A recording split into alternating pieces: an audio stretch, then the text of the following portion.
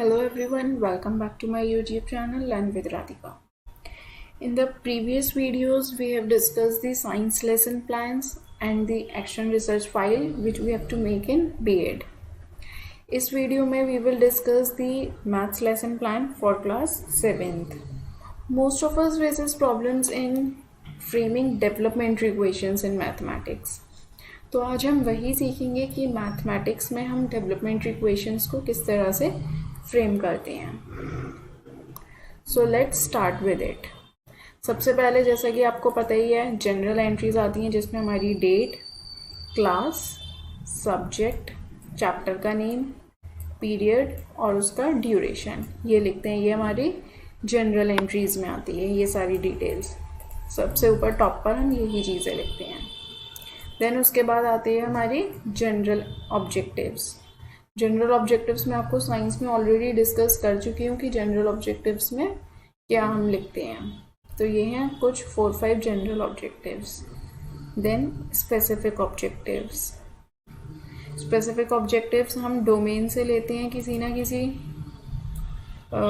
It can be knowledge हो सकता है वो domain, comprehension and application. Usually B.Ed में यही 3 डोमेन से हम ऑब्जेक्टिव्स को फ्रेम करते हैं. तो आप ये 3 डोमेन्स ले सकते हैं.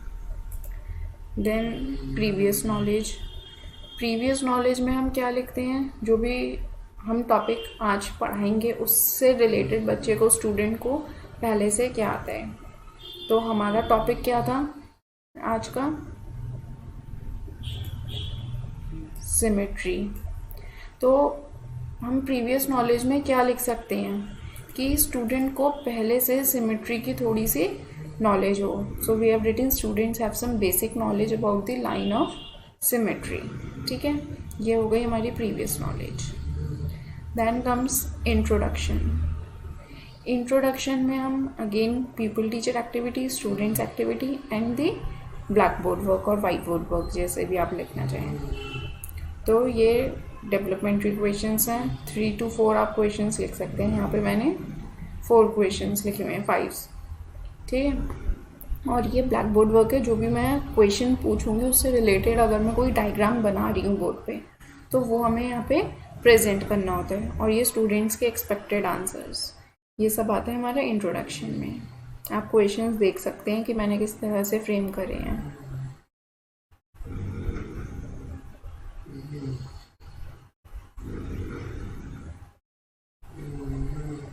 ये वो है हमारा 5th क्वेश्चन, प्रॉब्लमेटिक क्वेश्चन मैंने आपको ऑलरेडी बता चुकी हूँ कि प्रॉब्लमेटिक क्वेश्चन हम किस तरह से लेते हैं. जो भी हमारा स्टेटमेंट ऑफ एम होता है. तो हमारा स्टेटमेंट ऑफ एम क्या है, today we will study about symmetry. हम सिमेट्री के बारे में पढ़ेंगे. ये हो गया हमारा टीचिंग ऑफ पॉइंट 1. क्या पढ़ाएंगे हमने, line of symmetry for regular polygons, teaching method, teaching technique, क्या रिसोर्सेज या एड्स हम यूज़ कर रहे हैं और कौन सी इवेल्युएशन टेक्निक हम यूज़ करेंगे. ठीक है. देन प्रेजेंटेशन स्टार्ट होगी हमारी, people teachers activity, student and white board work. ये कुछ क्वेश्चंस हैं. मैं एक एक क्वेश्चन रीड आउट नहीं कर रही हूँ, लेकिन अगर आपको किसी भी क्वेश्चन में कोई भी डाउट है तो आप मुझे कमेंट बॉक्स में पूछ सकते हैं, या आप मुझे मेरे इंस्टाग्राम हैंडल पे भी DM करके पूछ सकते हैं. अगर आपको कोई भी क्वेरी है या आपको कोई भी लेसन प्लान और चाहिए हो या आपको जो भी डिमांड हो आप मुझे बोल सकते हैं.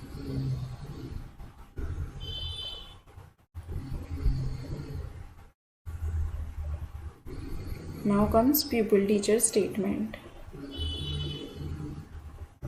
जो भी क्वेश्चंस पूछे उनको एक बार एक्सप्लेन करना. और ये हो गया वाइट बोर्ड वर्क. फिर आ गया हमारा इवेल्युएशन. जो भी हमने टीचिंग पॉइंट 1 में पढ़ाया उससे सारे क्वेश्चंस पूछते हैं. आई होप आपको समझ आ रहा होगा अच्छे से. Teaching point 2, rotational symmetry. फिर उसका method, technique, aids and evaluation techniques.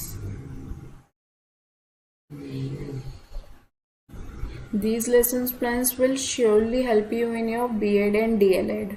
तो आप ये अपने फ्रेंड्स के संग जो भी B.Ed कर रहे हैं या करेंगे अभी फ्यूचर में, तो आप उनके संग ये वीडियो शेयर कर सकते हैं. It will be helpful for them to.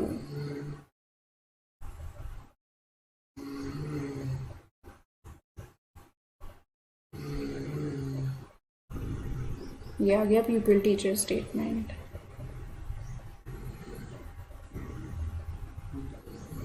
Then evaluation questions.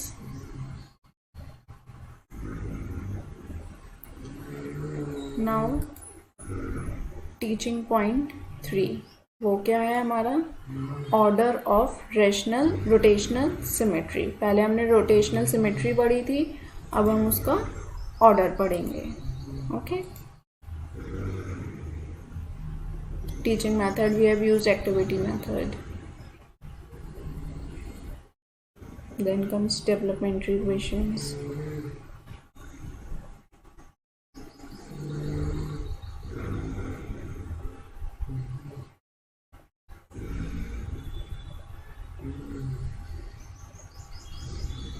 Now here comes pupil teacher statement.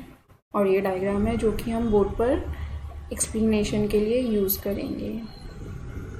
Now evaluation question.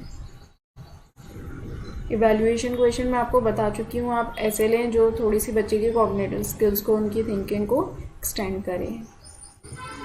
Then comes closure. Closure में हम क्या लिखते हैं?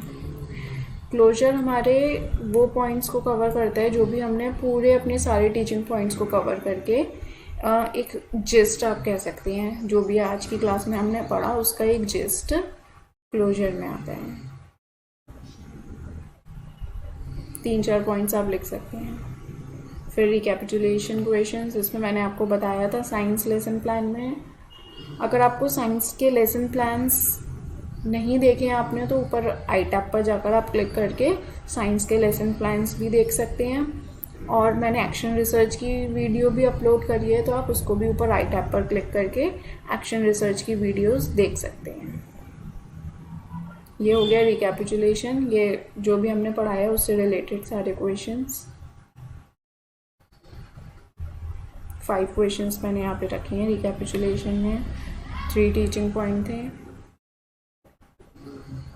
नाउ लास्ट में होम असाइनमेंट. होम असाइनमेंट भी हमें थोड़ी सी स्टूडेंट की थिंकिंग स्किल्स को डेवलप करने लायक ऐसे क्वेश्चंस देने हैं. ओके. सो ये था हमारा आज का लेसन प्लान मैथ्स का, जो कि क्लास 7 पे था, सिमेट्री टॉपिक पे. इसके अलावा अगर आपको किसी और टॉपिक पे या किसी और सब्जेक्ट पे लेसन प्लान्स चाहिए तो यू कैन आस्क मी. आप मुझे कमेंट बॉक्स में या मेरे इंस्टाग्राम हैंडल पे आप मुझे बता सकते हैं. और उसके बाद भी अगर आपको कोई क्वेरी है तो वो भी आप पूछ सकते हैं. And if you have not yet subscribe the channel, please subscribe to the channel and share it with your friends. Thank you.